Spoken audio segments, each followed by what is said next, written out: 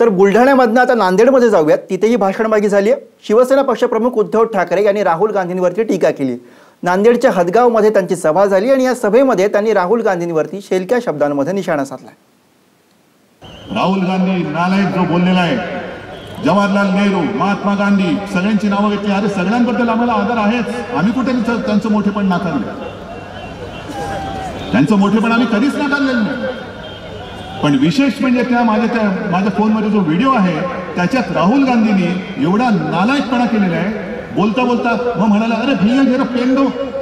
म्हणून पाठीकडे त्याचा जो सुरक्षा रक्षक आहे त्याचं पेन घेतलं आणि सावरकरांची नक्कल केली त्यांनी. आप अंग्रेज हो ना, हाँ बोलो बोलो, क्या लिखू, माफी मांगू, पैर छू, ते आपके खिलाफ मैं कुछ करूंगा नहीं, लिख देता हूं.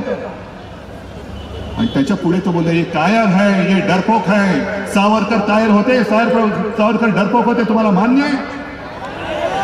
जा विचारा अशोक चव्हाणांना. ज्यांच्या जोडे तुम्ही उचलतात, ज्यांचे जोडे तुम्ही पुसता आहात, तो राहुल गांधी माझ्या भारत मातेच्या सुपुत्राला डरपोक म्हणतोय, कायर म्हणतोय, तुला मान्य आहे?